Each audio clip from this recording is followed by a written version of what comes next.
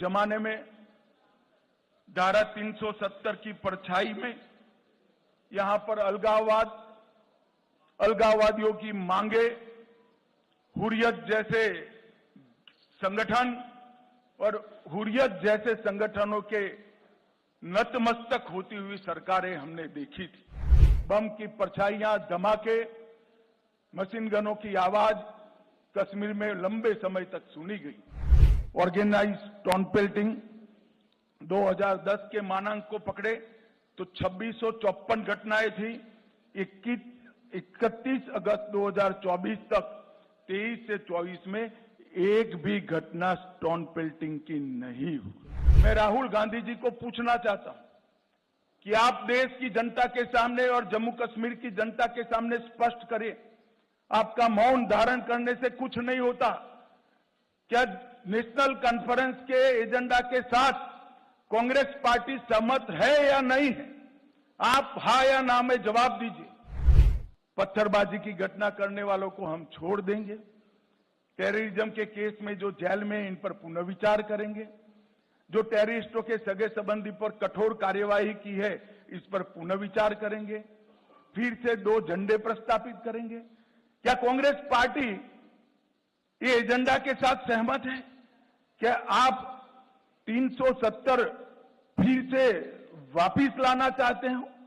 इसकी बात आपने करनी चाहिए। एक जमाने में धारा 370 की परछाई में यहां पर अलगाववादियों की मांगे, हुर्रियत जैसे संगठन और हुर्रियत जैसे संगठनों के नतमस्तक होती हुई सरकारें हमने देखी थी।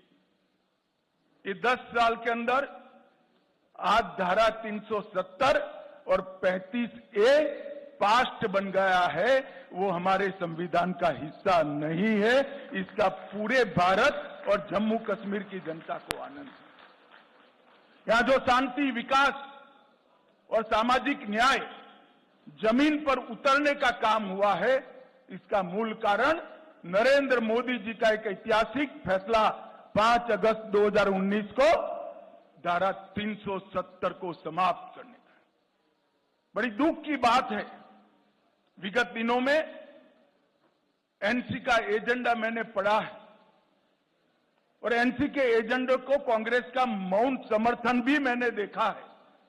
मगर मैं आज आप सभी पत्रकार भाइयों के माध्यम से पूरे देश को स्पष्ट कर देना चाहता हूं, धारा 370 इतिहास बन चुकी है। वो कभी लौटकर नहीं आने सकती, हम आने भी नहीं। क्योंकि धारा 370 ही वो कड़ी थी जो कश्मीर के अंदर युवाओं को हाथ में हथियार और पत्थर पकड़ाती थी। अलगाववाद की विचारधारा ही युवाओं को विकास की जगह आतंकवाद के रास्ते पर शिफ्ट करती थी। और आज मोदी जी के नेतृत्व में ढेर सारे काम हुए हैं। बम की परछाइयां, धमाके, मशीन गनों की आवाज कश्मीर में लंबे समय तक सुनी गई। ये 10 साल में धारा 370 हटाने के बाद विशेष रूप से यहां के सुरक्षा परिदृश्य में आमूलचूल परिवर्तन हुआ है। पहले कुल घटनाएं 7217 10 साल में हुई थी, 4 से 14 में, 14 से 24 में सिर्फ 2272 पर आकर अटकी और वो 70% की कमी बताती है। कुल मृत्यु में 66% और नागरिकों की मृत्यु में 80% कमी दर्ज करने का काम हमारे प्रशासन ने किया है। और सिक्योरिटी फोर्सेस की मृत्यु में भी भारी मात्रा में कमी आई है। और इसके साथ जो आम जनों के साथ जुड़ा हुआ है, ऑर्गेनाइज टाउन पेल्टिंग 2010 के मानांक को पकड़े तो 2654 घटनाएं थी। 31 अगस्त 2024 तक 23 से 24 में एक भी घटना स्टोन पेल्टिंग की नहीं हुई। ऑर्गेनाइज हड़ताल पहले 132 थी। पाकिस्तान में बैठकर हड़ताल का नारा देते थे, घाटी बंद हो जाती थी। 132 के बनाम एक भी बंद नहीं हुआ है। स्टोन पेल्टिंग में नागरिकों की मृत्यु 112 हुई थी, अब 0 है। और जख्मी सिक्योरिटी फोर्सेस भी 0 है। 30 साल के बाद घाटी में थिएटर चालू हुए हैं, रात्रि शो चालू हुआ है और 32 साल के बाद ताजिया का जुलूस शांतिपूर्वक तरीके से निकला है। अमरनाथ की यात्रा हो या मां वैष्णो देवी की यात्रा हो, रिकॉर्ड तोड़ यात्रिकों ने जम्मू कश्मीर की विजिट की है और यहाँ के टूरिज्म में बहुत बड़ा बदलाव आया है और बढ़ोतरी हुई है।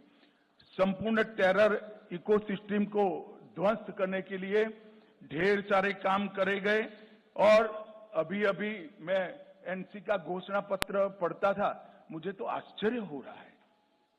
कोई पॉलिटिकल पार्टी इस प्रकार का घोषणा पत्र जारी करती है और कांग्रेस जैसी राष्ट्रीय दल इसका मौन समर्थन करती। मैं राहुल गांधी जी को पूछना चाहता हूं कि आप देश की जनता के सामने और जम्मू कश्मीर की जनता के सामने स्पष्ट करें, आपका मौन धारण करने से कुछ नहीं होता। क्या नेशनल कॉन्फ्रेंस के एजेंडा के साथ कांग्रेस पार्टी सहमत है या नहीं है? आप हाँ या ना में जवाब दीजिए। मुझे मालूम है वो नहीं देंगे, मैं बता देता हूं वो पूर्णतया सहमत है। क्या एजेंडा है? पत्थरबाजी की घटना करने वालों को हम छोड़ देंगे, टेररिज्म के केस में जो जेल में इन पर पुनर्विचार करेंगे, जो टेररिस्टों के सगे संबंधी पर कठोर कार्यवाही की है इस पर पुनर्विचार करेंगे, फिर से 2 झंडे प्रस्तावित करेंगे।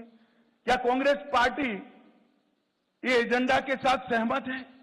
क्या आप 370 फिर से वापिस लाना चाहते हो? इसकी बात आपने